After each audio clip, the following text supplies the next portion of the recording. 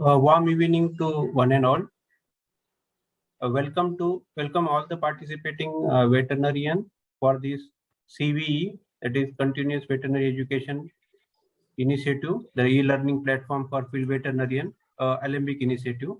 Now I will invite Mr. P. Karunanidhi sir. He is Senior Vice President Alembic Pharmaceutical Limited, who is a motivational force behind us to conduct CVE programs and other colleges webinar. I will invite Mr. P. Karunanidhi sir to introduce our today's eminent speaker. Over to Karunanidhi sir. Thank you, Dr. Santosh. Today's speaker, Dr. N.B. Sridhar, is an MUSc PhD academically, and is a distinguished academician and also excellent researcher and eminent extension worker for last 3 decades. He did his graduation in the year of 1990 in Dharwad and post-graduation in the year of 1993 in IVRI PhD and PhD in 2004 from Bangalore. In 1992, started his career as a veterinary officer in Department of Animal Husbandry, Karnataka, as a veterinary officer, and in 2005 joined as an assistant professor in Karnataka Veterinary and Animal Fishery Science University, and in 2012 promoted as an associate professor. At present, he is a professor and head for the Department of Veterinary Pharmacology and Toxicology, Veterinary College, Shimoga. His academic contributions are many, and few I would like to mention it. He served as a major advisor for 26 MUSc students, 6 PhD students, and he is a member of advisory committee for more than 66 students, including MUSc, MSc, PhD, offered by various courses, UG and PG student. He is a principal investigator of 8 extramural projects and co-principal investigator of 8 extramural projects. Fellowship held, Academy of Science for Animal Welfare. So Dr. N.B. Sridhar is author for so many academic books. He has written many books in Kannada as well as in English. He has written 4 Kannada books for the benefit of farmers. The knowledge has to be shared in different languages. So Kannada is Dr. N.B. Sridhar's mother tongue. So he has written 4 books in Kannada and published more than 75 articles in journals and presented more than 125 papers in different conferences and symposia. Acted as a member of several committees in college and university level. So today's topic is, Dr. Sridhar's favorite subject, mycotoxicosis in large animals. He has been awarded and recognized by many institutes. He is a recipient of US gold medal for highest CGPA in PhD while he was studying his PhD by Bangalore campus. Best Veterinarian Award from Karnataka Veterinary Association. Best Kannada Agriculture Book Award from University of Agriculture Science, GKVK, Bangalore, for the book Janvarugalannu Visapada. I hope I read it rightly, it's a Kannada name. Best Kannada Scientific Book Award by Karnataka Science and Technology, KSTA, Government of Karnataka, for another book published by Sapna Bookstore, Bangalore. Awarded with 8 university medals for the extramural funds operated by Principal Investigator. Got Best Paper Presentation Award from Indian Society of Veterinary Pharmacology and Toxicology, India. And Best Poster Presentation Award from Society of Toxicology in India. So we have such an eminent, prolific writer and reader among us to share his knowledge in handling this important issue in the large animal. Thank you very much. Over to Dr. N.B. Sridhar. Thank you very much, sir. for the introduction. Especially, thank you very much for the Alembic Pharmaceutical East Limited, because I am associated with many of the events, especially the socio-economic reforms and the other events of the especially the catalyst concern. And yes, one of the important topic is given to me by them to deliver to the audience, or the august audience. And thank you very much for Dr. Shinde and Dr. yourself also, sir, for introducing me.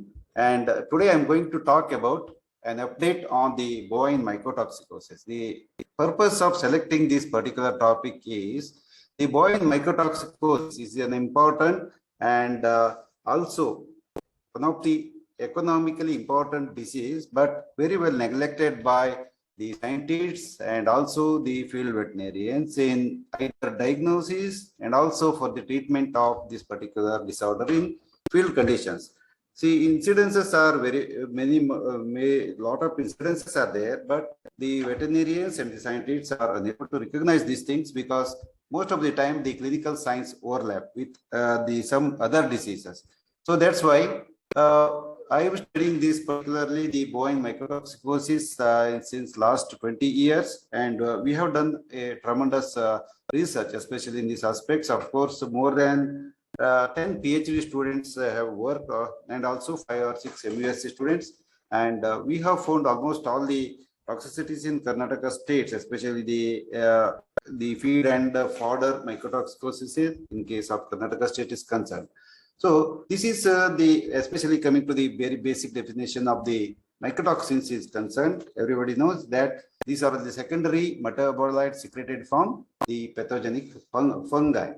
So these are especially the feed and fodder is particularly, it is infected by different toxicogenic fungi, and they will accumulate the secondary metabolites. They are called as the mycotoxins, and they're very light molecular weight but causing a lot of economic disorders. So the most common mycotoxins are produced by different genera. So they are very common, like the Aspergillus, then the Penicillium, then Fusarium, Alternaria, then Claviceps, of course the Fusarium, then Pithomyces, then Staphylococcus, Rhizopus, Rhizotonia, Acremonium, and many more. And many of the non-pathogenic fungi are also affecting these, particularly the fodder, but they are less recognized, and we are only concerned about the pathogenic fungi, pathogenic to the particularly the crop, and later which secrete the secondary metabolites and cause a lot of the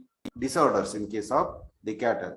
So I am not going to detail about the regular toxicosis is concerned, whereas certain updates what we have done in the case of our research program, I am going to deliver such thing.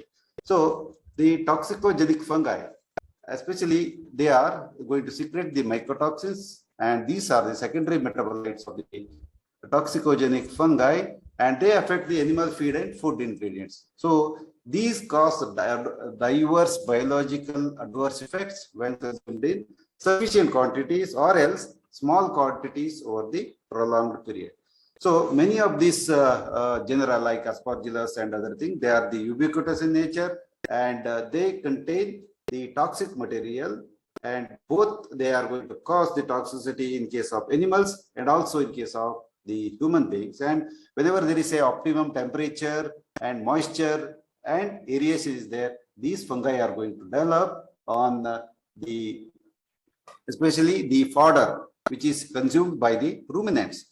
It is said that ruminants are less susceptible to the effects of mycotoxins when compared to the monogastric animals. But as we have observed several episodes of the toxicities, and they are also equally susceptible, but we are giving a lot of importance to the poultry mycotoxicosis is concerned. Hence, when compared to the poultry mycotoxicosis, these incidences may be less, or they are many times they are not noticed at all, because, and another constraint in the cattle mycotoxicosis is the identification of the particularly fungi.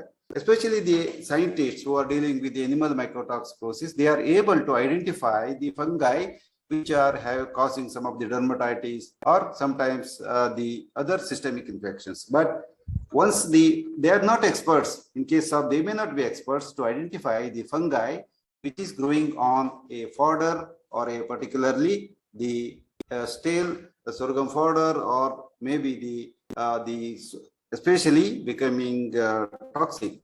So whereas the agriculture scientists who are there in the agriculture universities, especially the plant pathology department, do have a mycology department. They are worried about the plants, fungi, which are causing the economic loss during its growth or during the maturity. Once it is yielded the fruit, etc., suppose it's a ragi or wheat or whatever it may be, they are going to throw it out. The farmers are going to throw it out in the rain, and it get affected with the fungi and it secretes the poison. Hence, this is a very tricky situation where the animal mycologists cannot identify, or they are not worried about the fodder-induced mycotoxicosis or the fungi, whereas the plant pathologists, they will not worry about the fungus which are infecting after harvesting. I think the veterinarians might have understood why this mycotoxicosis in large animal is a neglected field. So the aflatoxicosis, it has caused in 1960 the turkey X disease. Of course, this is a very young branch in 1960s only. After 50 years as just over, and more than 1 million turkeys died in England during the 1960s, and later a lot of developments happened. So coming to the most studied mycotoxins are the toxins, maybe starting from B1, B2, G1, G2, then M1 and M2, because recently the milk contamination by the aflatoxins has attracted the attention of the world. Now many are worried about the aflatoxins which are secreted in the milk. So other than this one, many other mycotoxins are also there, like the aflatoxin A, which is also what you call as the abbreviated as OTA, then fuminosin B1, zearalenol, then vomitoxin, which is also called as deoxynivalenol, then diacetoxystripinolol or DAS, then nivalenol, then apicidine, trichothiocin, H222, and many more mycotoxins are also there in the field conditions are concerned. But these mycotoxins, which are causing varieties of the toxicities, maybe in case of the horse or sometimes maybe in case of birds, are very well recognized, whereas in case of the cattle, lot of research is yet to be done, because many times the symptoms overlap, and sometimes it is what you call as the complicated with the secondary bacterial infections, and sometimes rarely secondary viral infections. So the main fungi and mycotoxins found in the animal foodstuffs are like this, especially the fungi starting from Aspergillus, which secrete the mycotoxins, and the foodstuffs are the, because most of the time the maize and other materials are the ingredients of the cattle feed. And apart from this one, Aspergillus, Penicillium, Fusarium, and the Alternaria, which secretes the tranexamic acid, and the Aspergillus and Penicillium, they are also going to secrete the aflatoxins, zearalenols, so many times. And many times we have attributed that the repeat breeding problem is also associated with the mycotoxicol, that is the zearalenol. So apart from this one, Fusarium is there, then the claviceps, of course, it's going to cause the tail necrosis in case of the cattle. Aspergillus, then varieties of the species are going to cause secrete the acrotoxins and T2 toxins, etc. So lot of these references are there which cause the contamination in the animal food. But the thing is, the toxicity aspect we need to concentrate much more in the future. So here you can see that the toxic effects of most important mycotoxins in the cattle are first of all the aflatoxin. Of course, the aflatoxin starting from aflatoxin B1 to M1, they affect the immunological functions and rumen metabolism, and many research papers you can see in the right side, which decreases the feeding efficiency in case of dairy cattle and reduces the milk yield, of course, in case of cotton. So usually the about 10% of milk will be reduced, which is a great economic loss, but many times it goes unnoticed. And also it causes the damage to the liver. And apart from this one, many other mycotoxins like the aflatoxins cause kidney problems. And many times we have seen that there is a bilateral damage of the kidney due to the aflatoxins. And the immunogens cause the reproductive problems. Then the zearalenone cause the infertility. Many times the prolonged estrus syndrome, especially in case of the cattle, we had attributed it to the mycotoxicosis caused by the paddy straw. So hence whenever we have withdrawn the feed and supplemented the especially the mineral mixtures, etc., the fertility rate had been increased. And the zearalenone also causes the reduce in milk yield because it is very similar to that of the estrogen. And deoxynivalenol causes hyperestrogenism, then they negatively affect the function of the immunological system. Many times the cattle succumb to the reduced immunological system and repeatedly mastitis is attacking. And many times we have seen that the cattle are having the projectile vomition, or what you can call as the regurgitation of the food ingested. So that's also attributed to the mycotoxins. And the T2 toxin causes acute hemorrhagic enteritis. So usually the ragi straw is infected with varieties of the penicillium and other species. Then the T2 toxin is secreted, and which causes the acute hemorrhagic enteritis. And usually most of the mycotoxins which are listed here cause the reduce in feed intake, and because of this thing, the reduce in the body weight, and ultimately which lead to reduce in the fertility rate and of course the milk yield. But many times this goes unnoticed, and we are going to treat the animal with so many other disorders. Hence, and here these are all the reported things, and let us not go into the deep, especially in Sutas. And I will tell something about the things we have observed in Karnataka state. There may be in other states of the country like the West Bengal and Madhya Pradesh and Uttaranchal. We have seen that several reports are there about the mycotoxicosis caused by the feed and the fodder. And there was a drought in the year 2003. Then especially in the northern part of the Karnataka, usually the rainfall is less. But at the same time, suddenly there was a rainfall. The farmers have storage the feed and dried the sorghum fodder to prevent the ears to their cattle and the buffaloes. This is a very common practice. They are going to hump it and deep, especially and there was a very big outbreak was there on that particular year in the 2003. The buffaloes and cattle ingesting such stale sorghum fodder showed the clinical signs of the paraplegia. There is a hind limb paraplegia. They were unable to get up.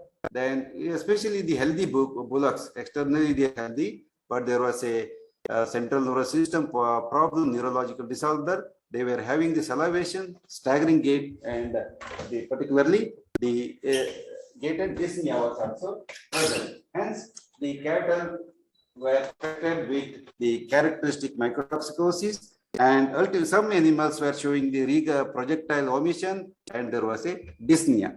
And whenever the fluid was administered, they used to succumb to death also in this northern part of the Karnataka. So similar cases were reported in the ingestion of fungal infected groundnut hay in the varieties at the same time, because the raining was there in Karnataka state at that time, inadvertent raining, in the non-seasonal raining during the harvesting season. So it was a burning problem of the Haveri, Dharwad, Bellary, Raichur and other areas of the North Karnataka. And we went for the investigation, and we have seen that most of the animals were fed with the stale sorghum fodder. So the clinical signs were also observed in the buffaloes, and also the most of the cattle, which are, you can see here, Uttara Karnataka area, starting from the Haveri, then the Dharwad, maybe then Bidar, Kalburgi, everywhere the disease was seen. And whenever we have examined the straws, they were all infected with the fungus, and the fungus affected sorghum fodder was also fed to almost all the cattle, And usually we will never see that the Downers cow syndrome in the local cattle, that's the Hallikar cattle or Amrit Mahal cattle or any other local cattle. They will never succumb to, many times they will never succumb to the Downers cow syndrome. And most of the animals, what we have observed in this area, they have the Downers cow syndrome. They were unable to lift their tail, especially whenever there is a pinprick cessation was there. Hence, we suspected that it is a mycotoxicosis, and yes, especially we sent the samples to the Department of Plant Pathology or Mycology, US University of Agricultural Sciences, Bengaluru, and one Dr. Chandrasekhar was there. He was a scientist, and I am very much thankful for him for the preliminary identification of this particular fungi. And later we got the identification confirmed by the Agarkar Research Institute, Pune, then MTCC, Chandigarh. And the fungi which are identified by him, Rhizoctonia leguminicola, then Macrophomia fasciolana, then Aspergillus niger, and Penicillium species.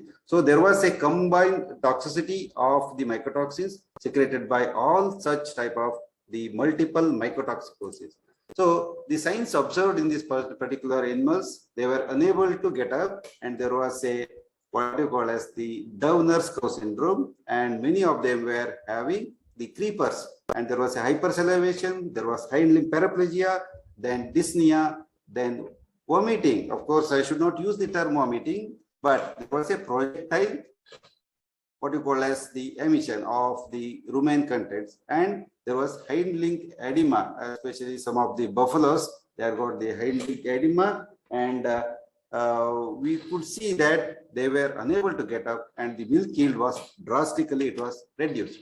And there was so many of the buffaloes, even though they are very well fed and having very good body conditions, were also, they were unable to get up, and they developed the decubitable ulcers, and they were all fed with the stale sorghum fodder. Of course, the bullocks were also affected because the bullocks are important flowing animals there, and would have the lot of economic value there. And the animals which were affected were, most of them were milking, or they were hardworking animals which are used for the draught purpose.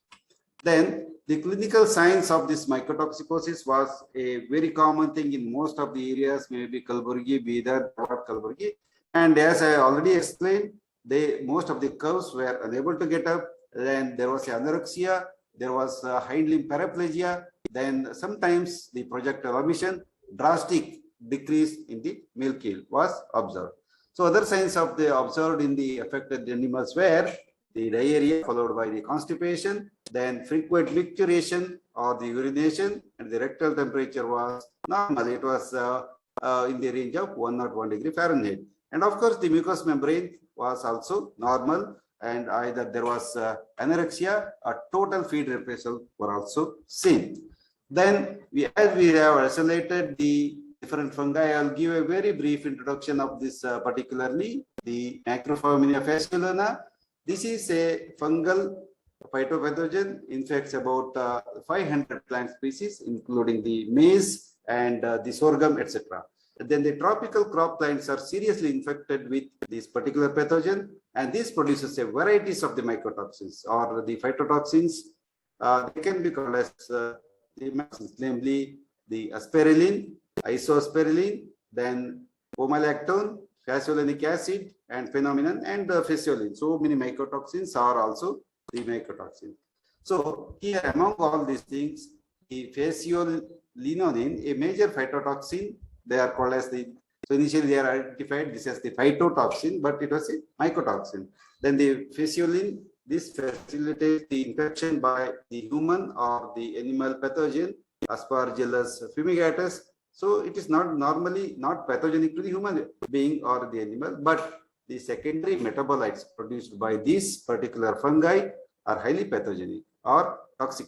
So these reduce the immunity, especially, and independent of the animal toxicities are not yet conducted, and very less studies will get if you go for the review of literature. And Hamid et al. In 2019, they conducted some studies and observed that these are going to cause the toxicity in case of the cattle. And the other fungi, what we have observed was the Aspergillus niger. It is a very common species. You know that this is a very common habitat of many of the food ingredients. So number of species are also closely attached, not only the Aspergillus, and it is so many species, more than 500 species are there, and these produce toxic malformin and oxalic acid are the two chemical products. So another fungi is also called as the Rhizoctonia leguminicola, and depending upon the plant species which affects, it is going to cause the black patch disease in case of the plants, such type of the black patches. So this is formed during the wet, humid weather, and subclinically toxicity go unnoticed.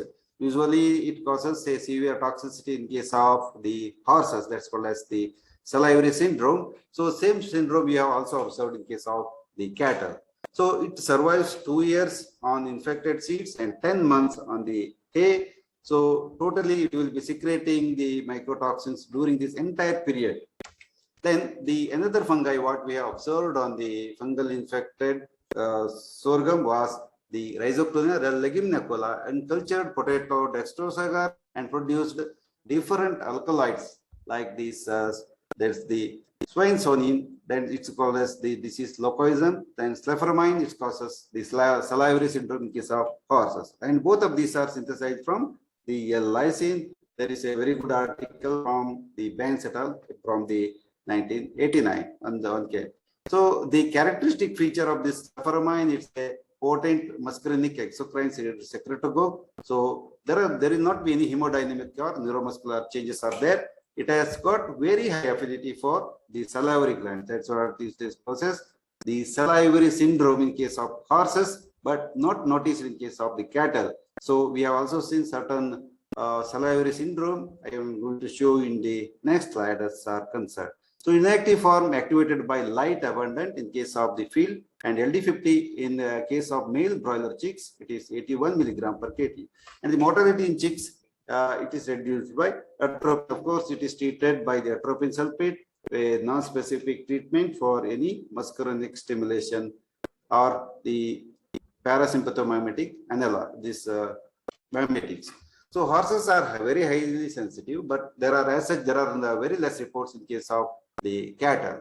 So this causes the profuse salivary syndrome. There is profuse discharge from the mouth and develops within hours after first consumption of the contaminated hay. What we have observed is after contamination, hay is consumed for a minimum of 2 to 3 months, the clinical sign develops.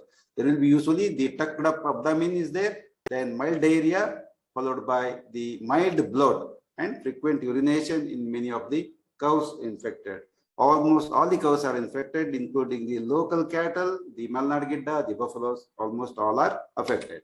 And sclephramine is a mycotoxin caused by the Rhizoctonia species. The cattle, horses, and sheep are affected. Of course, it is asymptomimetic in nature. Then the salivation. So a very little description is available. Salivation, lacrimation, urination, and all the non-specific clinical signs. So the sclephramine toxicity, especially it is very well described in case of the horses and also in case of some pigs. So the clinical signs are the anorexia, dyspnea, bloat, etc., and drastic reduction in milk production. And it is not going to cause the death. Death is only caused due to the secondary type of the bacterial infections, maybe due to the deficiency of certain minerals and chronic recumbency, which causes the decubital ulcerations, etc. We have also observed such type of the salivary syndrome in case of the local Malnad Gidda. There is very slight salivation and there will be champing of the teeth, grinding is also present in such cases. So there is the salivation, there is a mild salivation, the animal is going to consume the mud, etc. Very non-specific clinical signs are also observed. Sometimes the dyspnea is also observed and projectile vomition is also observed. We can see that the animal is having the involuntary chewing movement, and sometimes it is going to have a severe drooly salivation. Many times the owners have confused this with that of the rabies. Then they have tied it away, and many of the times whenever they are stopped the feeding, the affected feed, then the animals have recovered. And some of the persons, especially the village conditions, they say that we have cured the rabies also. So one need to observe such clinical signs in field conditions. In buffaloes also, it causes the Downer's buffalo syndrome maybe. So because the buffaloes are unable to get up after consuming such type of the feed or fodder for a minimum of 2 to 3 months. So the atrophy of the skeletal muscles, especially on the scapula, occurs. Then it makes the buffaloes to limp a lot. And sometimes the ruminitis is going to occur, and the animal goes lot of anorectic. Then the pathology, we have conducted the postmortem of many of such animals, and the death is usually rare, but it sometimes the animals becomes highly susceptible to the hemorrhagic septicemia and other disorders, especially the lung disorders. So the lungs will be enlarged, emphysematous, and submucosal glands of the trachea are very much enlarged. So the liver also, the centrilobular necrosis is seen. Then in case of kidney, a lot of congestions will be seen. So this was a problem that could not be attributed to a single fungus, especially, or it's a complex feature of multiple fungi or cumulative mycotoxicosis, what we could diagnose, and it was an disease of the north part of the Karnataka. And later we also started observing the other parts of the Karnataka state for the mycotoxicosis, and we could say some remedy. Of course, the mycotoxicosis is not having a specific antidotes or other thing, but the symptomatic treatment with the administrations of the fluid and potassium acetate, and sometimes the B complex vitamins, and sometimes if the toxin is already in the rumen, we can also advocate certain chelating agents. Then whenever the animal is having severe what you call as the clinical signs, we can administer atropine or propanthelin. Then this is just a symptomatic treatment, and potassium acetate in case of this Downer's curve at the rate of 25 milligram per kg as 10% solution or more than dilution, and 100 milligram per kg orally twice a day, we have seen a good recovery. Antihistamines could be of some importance, and sometimes as the stale sorghum fodder causes the ruminitis, one can also use the pantoprazole at the dose rate of 1 milligram per kg. But most effective method is replacement of the uninfected fodder. The green fodder, green grass replacement automatically makes the animal to cure out of this particular disease. Then the mycotoxicosis of the second instance is the mycotoxicosis of the fungal infected hay, especially groundnut hay. We have seen this case in case of the Tumkur area, which is southern part of the Karnataka. Means this particularly the mycotoxicosis is not restricted to the northern part of the Karnataka, the southern part of the Karnataka, where ragi straw or the hay is grown, and we have screened most of the this fungal infected material for the toxicity. So this is how the groundnut hay is stored in field conditions. Of course, you can see similar condition is also existing everywhere, and then see the varieties of the fungus. Whenever it is damp weather is there, we can see that varieties of this particularly the fungi are going to affect it.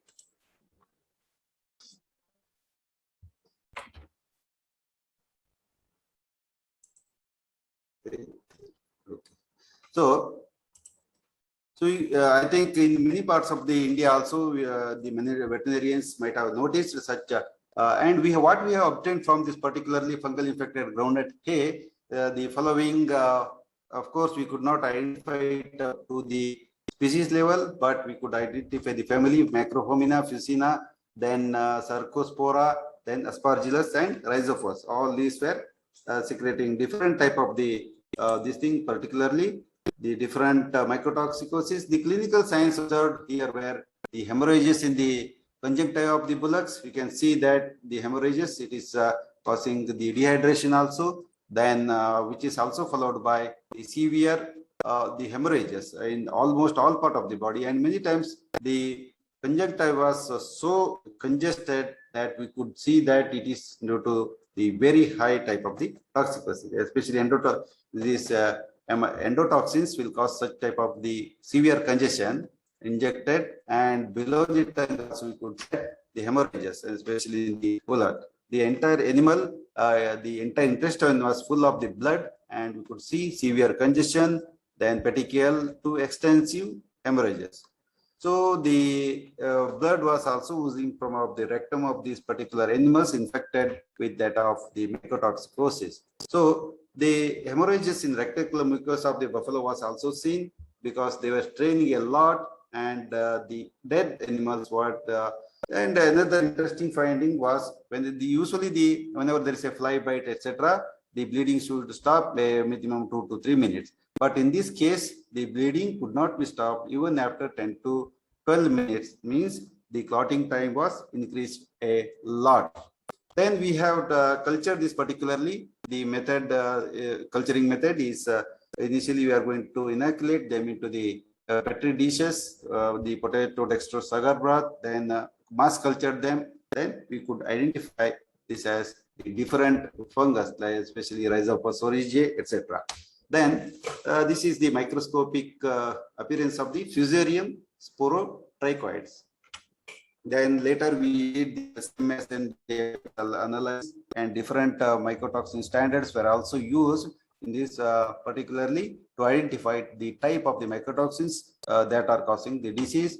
And later we also conducted the experiments, because the same type of the clinical signs which are exhibited by the adult cattle was also seen in case of the rats, because there was a bedwetting and there was a dysentery in all these animals.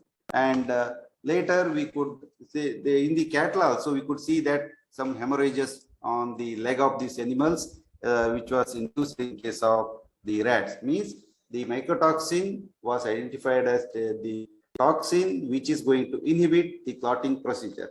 Then of course this was treated with vitamin K and other things, then of course the animals could recover.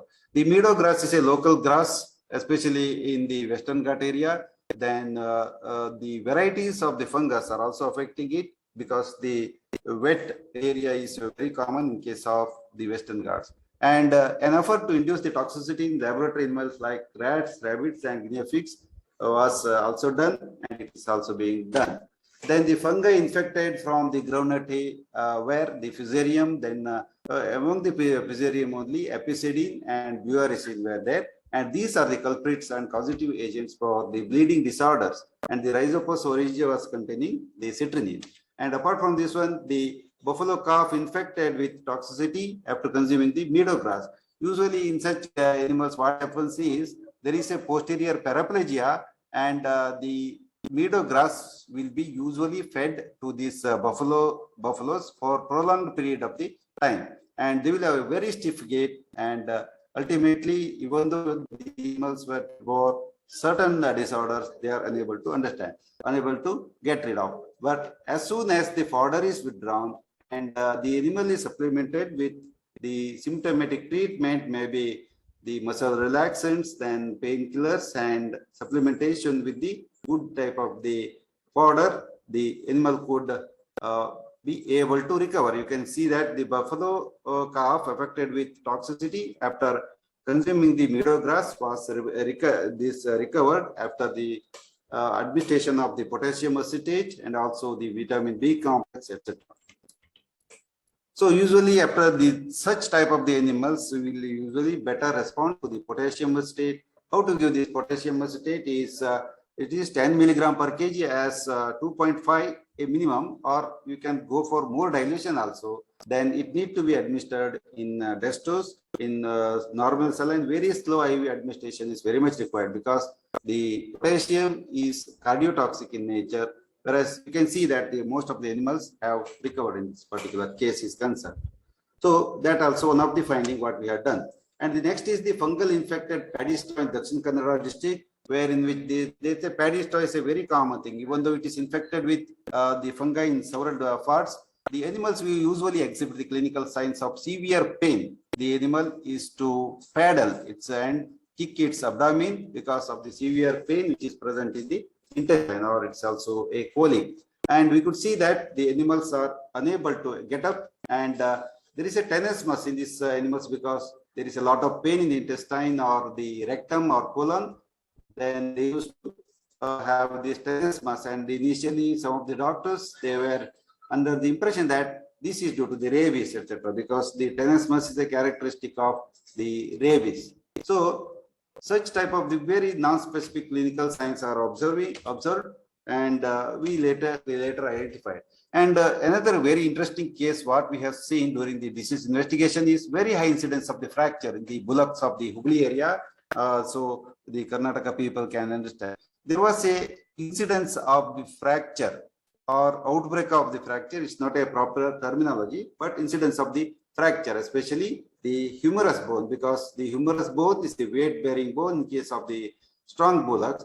In that area, the most of the animals were afraid of using the bullocks for plowing, because as soon as they start using the bullocks for plowing, they used to observe the fracture of the humerus in most of the very well-built animals. And later it was a what you call as everybody started suspecting that it may be a ghost which is causing such type of the what you call as the disorders, the fractures. How come all the bullocks in the particular area can affect? So such was an incidence. Then later I went there and observed that most of the animals were affected with the fracture of the humerus, which is a hollow bone. Then we went and collected the humerus bone from the slaughterhouse, and you could see that it's a very clear-cut oblique fracture, and the bone was having a lot of porosity, and ultimately, yes, we could conduct the histology of this particular bone also. It was very, very porous. And when we went to the field, we could observe that the fungal infected sorghum fodder, which because there was a slight raining, and in between this particularly especially the fungal infected sorghum was there.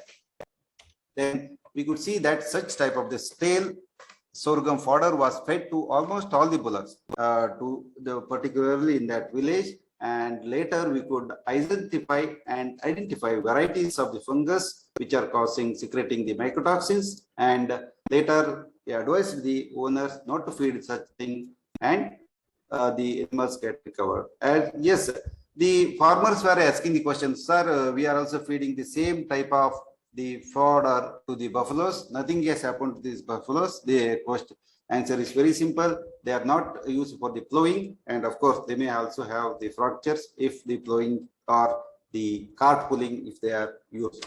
Then we could see that a lot of this cotton seed, this was there, and in between the sorghum fodder was grown. And whenever there is a rain has happened in this thing, it has entered inside, and they have cut this, and the farmers telling, yes, we have fed the bullocks with the fodder, this particular fodder only. Then, yeah, another syndrome called as the kneeling syndrome, the same North Karnataka. It's a position which the weight rests on the knees, especially. And this condition was observed in the animals of the Mudhol and Jamkhandi area of Karnataka state is concerned. It's a very peculiar disease of the buffaloes of North Karnataka. The animal could get with difficulty and used to stand on its knees with elevated hindquarters.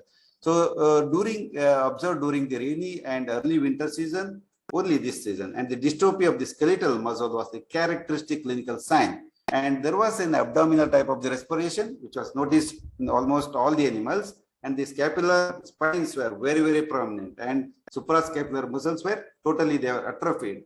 And there was a generalized weakness in the animal, especially in the anterior part. This was also suspected like this. So here you can see the buffaloes are kneeling here, especially they are unable to walk properly, even though the owner forces the buffaloes. And so kneeling, I think you can see here very clearly the animals have got the kneeling syndrome, K-N-E-E-L-I-N-G syndrome. And most of the buffaloes in this particular village were kneeling like this. And they used to call this in local language Nama syndrome also. Of course, it may not be a correct terminology, but this was the syndrome. And when we went and we see that the animals were totally reluctant, and you can see that the spines are very, very prominent here.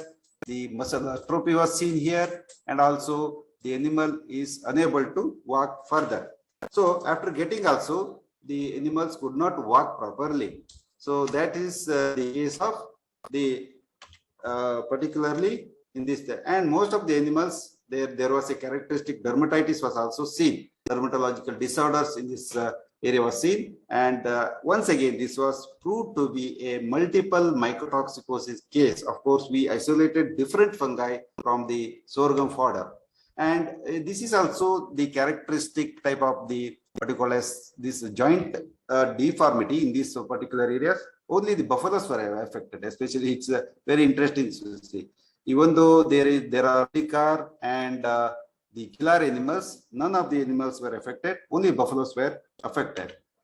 And yes, many such investigations with it, and tail and ear gangrene, and these conditions will be commonly observed in the buffaloes, but also in case of bullocks and other cattle. So wherever there is a tail and ear gangrene, please suspect it for a mycotoxicosis, nothing else than that. So the tip of the tail and dries, and subsequently the gangrenous tail dropped off. And this sometimes the animals concomitantly there will be drying up of the tip, ear tips also. You can see that we have isolated the claviceps or poria were not there. There was no evidence that the ergotism etc. was not there. But this condition was not due to the ergotism. That's the, and this condition could be definitely attributed to an unknown mycotoxin. There was found in fungal infected fodder.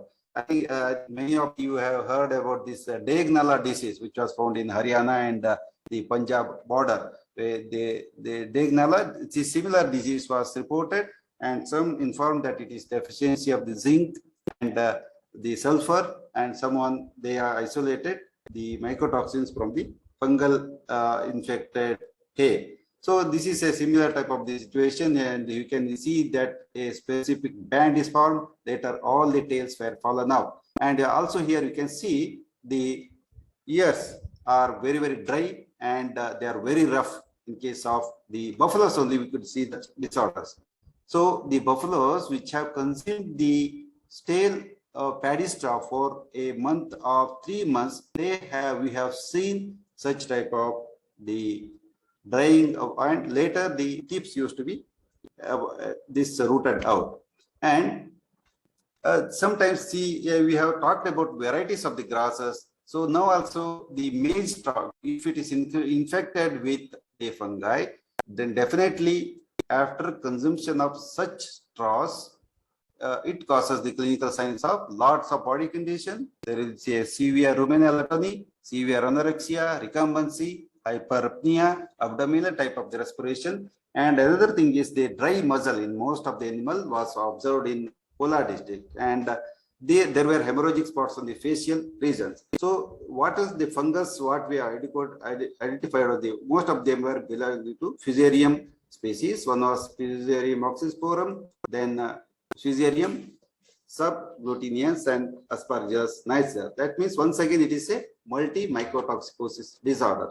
The farmers has told, of course, it is not so bad, but sometimes what happens is, even though it looks to be good inside, when you look upon this particular grass, we can find it is having the fungal infections. So what we could observe, and some of our MUSC students, they also, Dr. Chandrasekhar, who is in Gadag now, and he had done a systematic research on this, particularly the animal toxicity studies and isolation identification of the fungi was also done.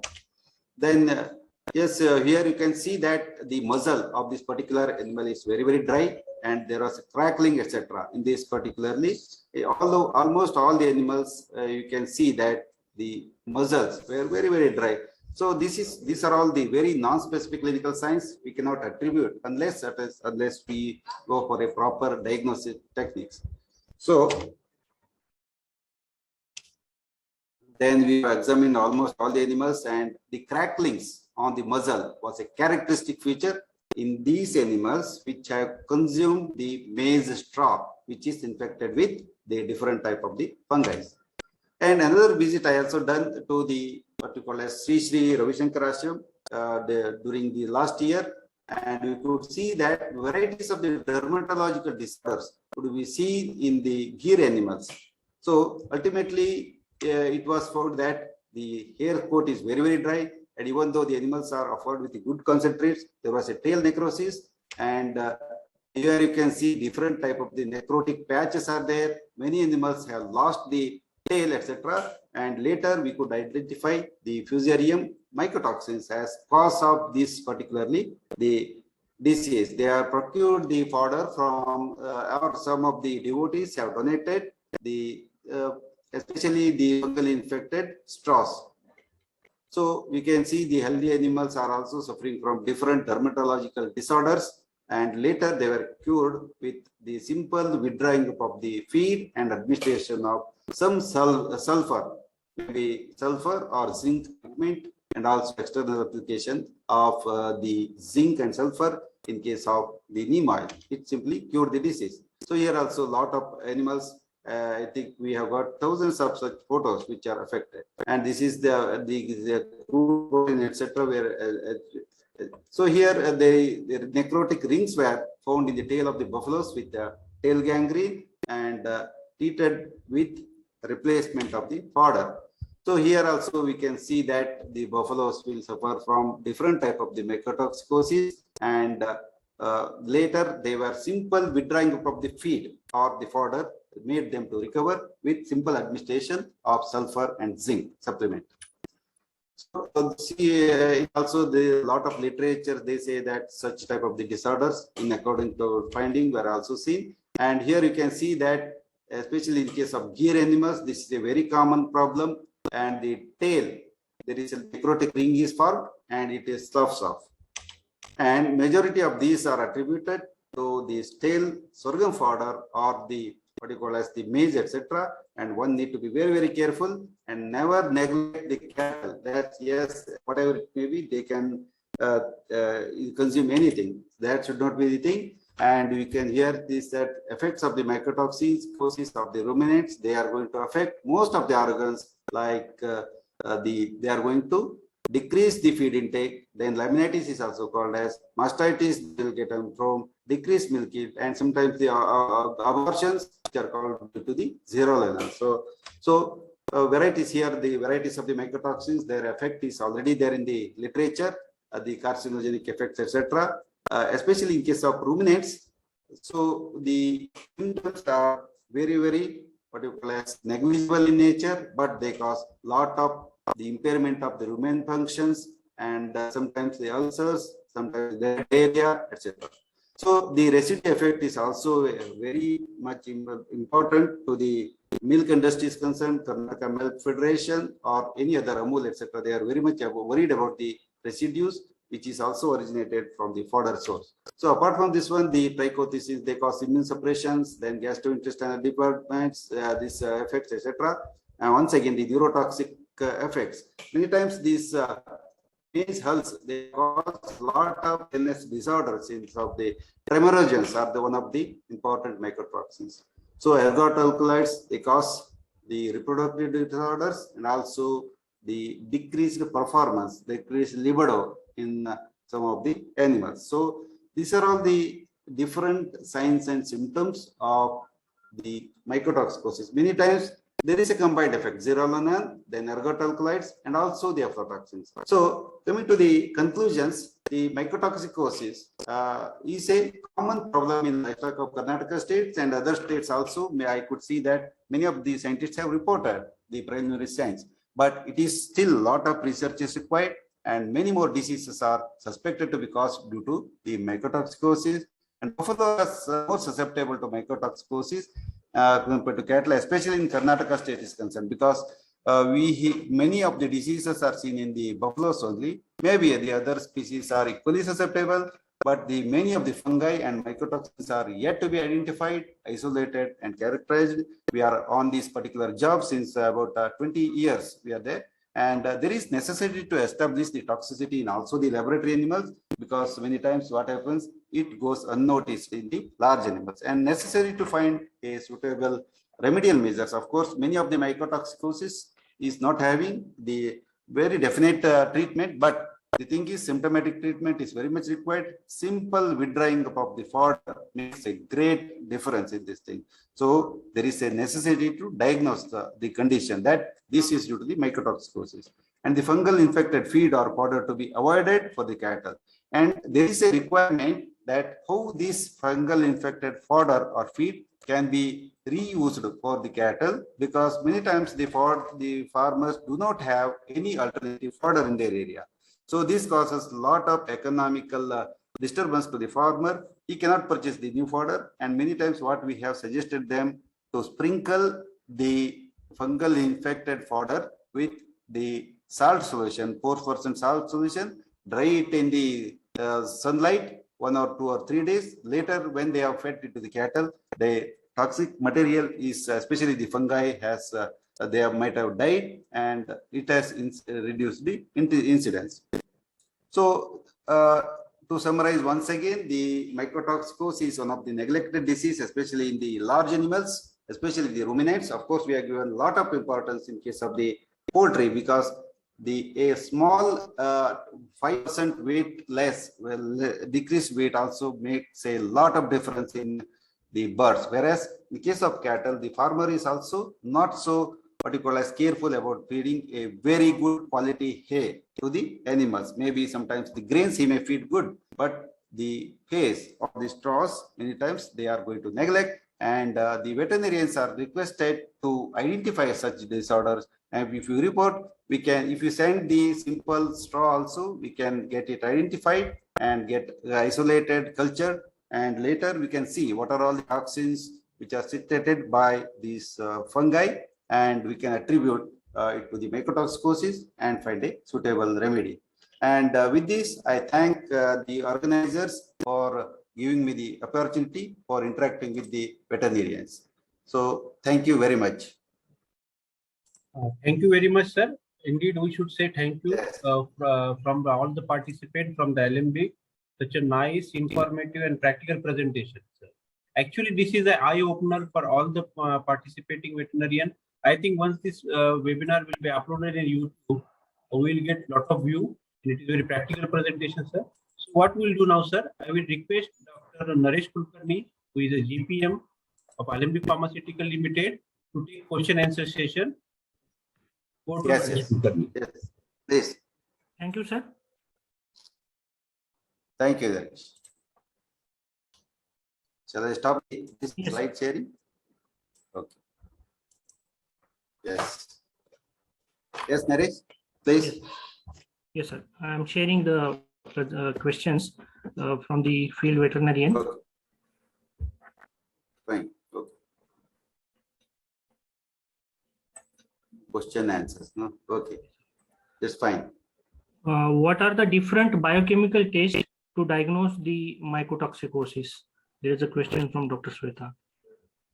Okay, okay. Dr. Sweta, there are no such very specific marker tests, etc., because they are going to cause different types of organ toxicities. Maybe some of the mycotoxins, they are going to cause hepatotoxicity. And if you go to the books and other things, you can see that the fungus or the mycotoxins causing toxicity to kidneys and the organ-directed toxicity. So the thing is very difficult. It's especially the biochemical test. We cannot be used as the diagnostic tool, but it can be just used for the organ-directed toxicity, whether there is a hepatotoxicity or there is a nephrotoxicity or some other toxicity. So as such, there are no very good biochemical markers to diagnose the mycotoxicosis. That's one thing.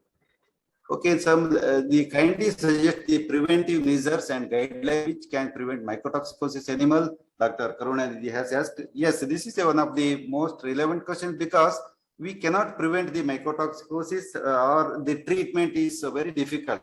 Of course, the simple withdrawing up of the feed, fungal infected feed, cause most of the animal to recover if we are seeing the clinical signs in the very, very earlier stages. But many times the doctors also ask the question, yes, can we use this particularly the chelators like the diatomaceous earth or activated charcoal? Usually it is not so recommended because many times it's a very chronic toxicity. Acute toxicities are rare, but the acute toxicity, if it is occurring like what we have seen in the maize hulls, etc., then you can use the especially the toxin binders like the activated charcoal, diatomaceous earth, and many more are there. So when the toxin is present in either in the rumen or in the intestine, you can use this particularly the toxin binders. But many of the time we will see the clinical signs at that time the mycotoxin has been absorbed and it has damaged the organ. So this time the treatment is not useful, or the especially administration of the toxin binders is not useful because the ruminants they will ingest lot of grass and it is very difficult to do that thing. So that's something. And how we can differentiate the Downer's curve from hypocalcemia and Downer's curve from the mycotoxicosis.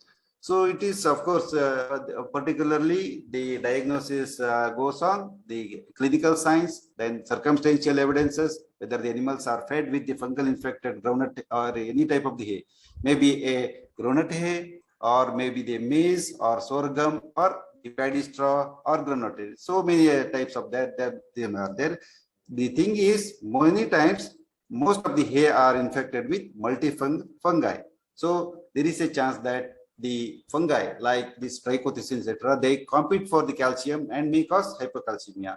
So the hypocalcemia and the mycotoxin induced this Downer's curve syndrome goes side by side many of the time, but we need to see the fodder quality. Most of the time when you go to the cattle shed, please see the water quality, especially the fodder quality, whether it's infected with the fungus or not, whether it's fresh or not, then you can easily find it's a hypocalcemia or the mycotoxins.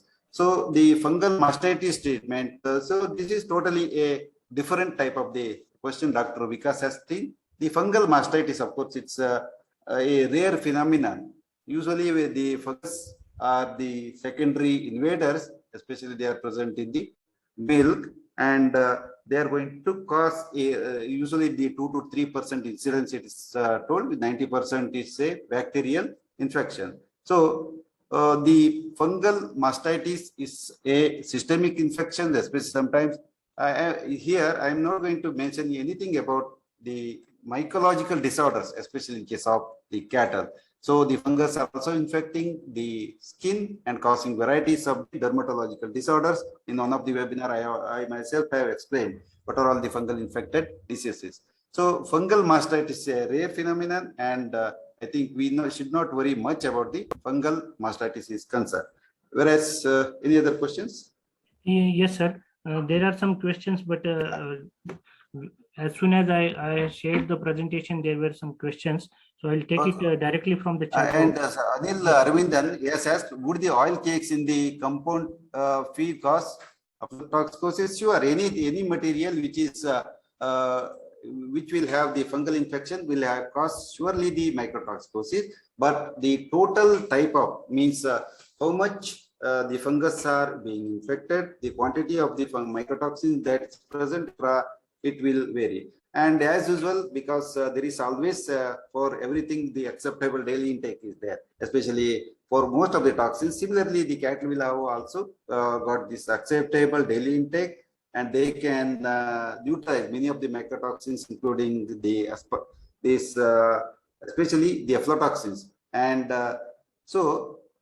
usually they are not well susceptible, but always they are susceptible for the chronic intoxication, and sometimes they are also susceptible for acute intoxication. We have seen that the brewer's yeast, brewer's waste, many times the farmers are going to feed, especially this is a very common thing in case of the sheep and goat, and also in case of the cattle.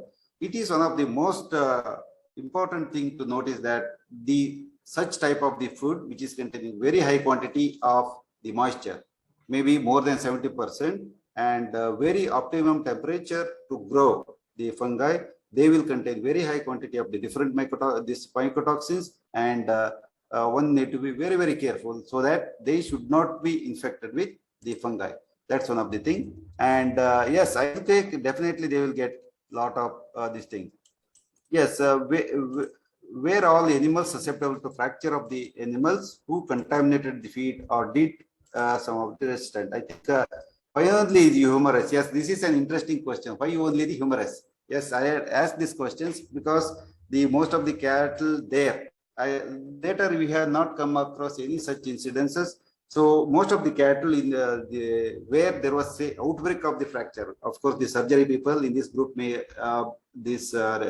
will not accept my this statement because there is no episode what we can call as the episode of the fracture.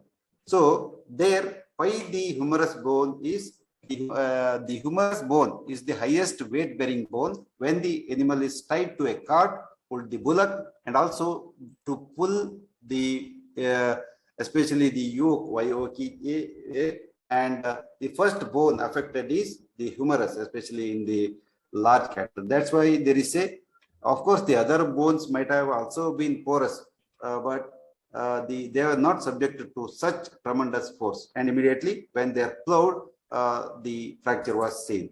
And yes, that's why the fracture incidence was very high in case of the humerus because it is a highest weight bearing bone, and when it becomes the porous, usually such bones are being affected.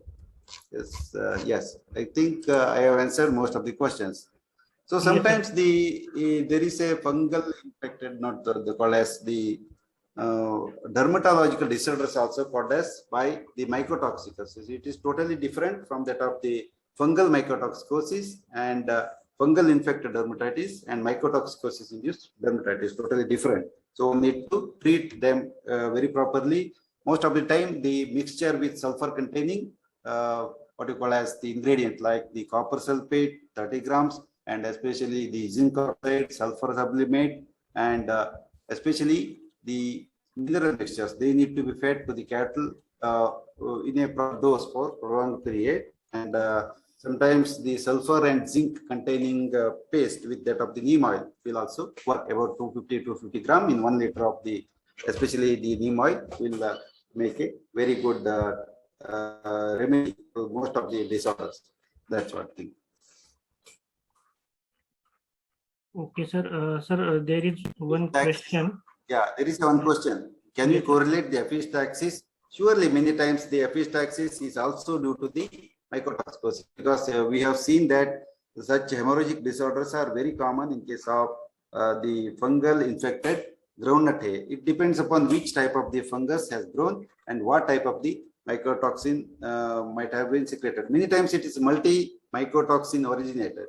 So they will have the synergistic or additive effect, and we have seen that the epistaxis is there. So whenever such a thing is there, don't simply treat the animal with that of the hemostatics. Try to change the feed. And many times, if you simply change the feed from the stale feed or mycotoxicosis or fungal infected feed, you will get the tremendous recovery. That's one of the things. Or else finding the mycotoxin is one of the most costliest hobby, the diagnostic features, etc. So, yes, sir, the last question is, can we go for immunostimulant rather than or along with the symptomatic treatment and withdrawal of the contaminated feed? As such, in pharmacology, there are no good immunostimulant agents like there are only few like levomethasone and other things. They are said to eliminate either the immunostimulants. So that's not the correct approach for the treatment of this, especially mycotoxicosis. Rather than what we can do is simple withdrawal of the contaminated feed is more economical in case of large animals. So if you stimulate the immune system for a temporary purpose also, then for the as the time prolongs, once again it will reoccur. So that's a problem. If you because the immunostimulate agents, we cannot administer them for the prolonged period as they cause the toxicities, just like the levomethasone or any other immunostimulant, maybe the herbal immunostimulants, maybe you are referring to. Best is withdrawal of the contaminated feed. Tell the owner not to feed the regular feed. If you suspect any of the disease, whatever it may be, if you just cross-examine that particular fodder, then say him, yes, please withdraw this particular feed and put it a new type of the feed.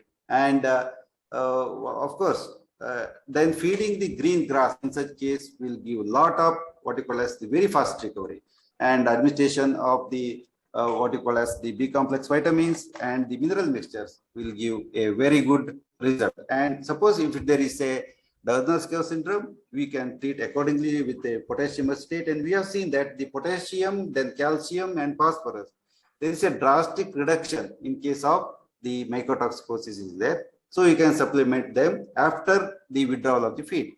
Suppose you cannot withdraw the feed, then you can use the same feed and make the owner to spread it in the ground for about 2 to 3 days when there is a bright sunlight is there. Then once again he can feed. The incidences of the toxicity will reduce drastically. That's what we have suggested to the farmers. Okay, sir. Thank you, sir. Thank you for your most practical approach session. Definitely, this session has, give the practical knowledge to the field veterinarian that how to diagnose and how to overcome this mycotoxicosis, particularly in bovines, which, as you said rightly, that sir, it is the most neglected toxins which has been there and which has been much more concentrated in the poultry sector, which has been neglected in the bovine sectors. Thank you, sir, for highlighting that and sharing your knowledge with the field veterinarians. Thank you.